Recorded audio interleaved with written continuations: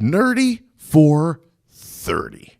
Man, it's me, your boy, C, the host of most of the stuff right now on Paprika, man. And we're rolling right along with our Nerdy for 30 with our unveiling of what we think the rankings are for the 30 films in the Marvel Cinematic Universe. From worst to best, man, we're working our way on up the rankings. Today is number 29. As we talk about Thor, The Dark World, directed by Alan Taylor, a man whose work I have not seen outside of Thor, The Dark World. I'm not sure if he's directed anything else, movie-wise, feature film-wise, outside of Thor, The Dark World. But check out this tagline: delve into the darkness. Doesn't seem very Thor, but whatever. Thor fights to restore order across the cosmos, but an ancient race led by the vengeful Malekith returns to plunge the universe back into darkness.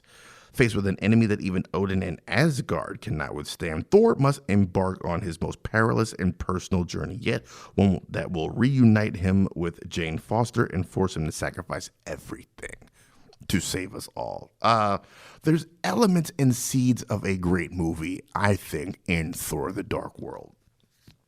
The idea of the convergence, I think, is a pretty cool idea. It might have been better if DC Comics wasn't in the middle of doing a big crossover called Convergence, but that's neither here nor there. That wasn't very good either. This is a great concept with bland execution, I think.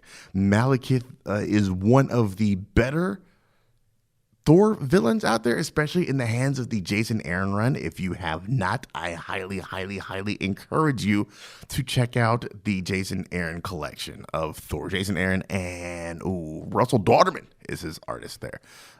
Great stuff, and they use Malekith perfectly. Wonderfully gleeful villain. Unlike the grim, dour-faced Eccleston that we get in this movie, he's not great. He's an ineffectual villain. But, this is what, phase 2 of the MCU? They were on the verge of figuring their shit out. It took them a while to really get Thor down. By this point, they kind of gotten Captain America and Iron Man down, but it really took them a little bit longer to get their Thor down. Jane Foster, who Natalie Portman famously did not want to return, she wanted a female director. It was almost Wonder Woman's Patty Jenkins. She fell out due to creative differences, if I remember correctly. And after she fell out, Natalie Portman did not want to, but I think she might have been contractually obligated. But, she still shows up and does the best she can.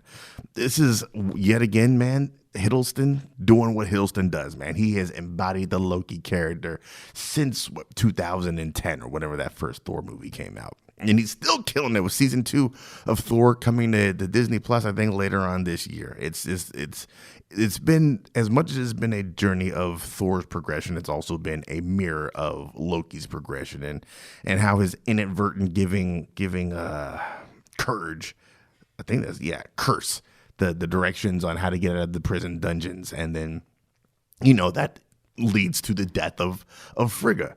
And all that kind of shit in there, and how that all kind of ties back into Loki's Disney Plus show made Thor: The Dark World better in retrospect. Hell, Endgame made Thor: The Dark World better in retrospect.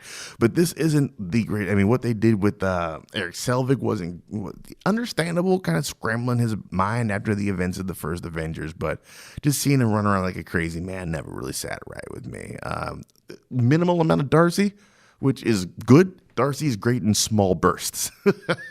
But, that's it for this one. Like I said, they haven't quite figured out Thor by the time, by the end of this movie, they're finally starting to put the pieces together, but not quite here. But that's it for Thor: The Dark World, man. We will be back in 24 hours to keep this Nerdy for 30 rolling right along right here on Paprika.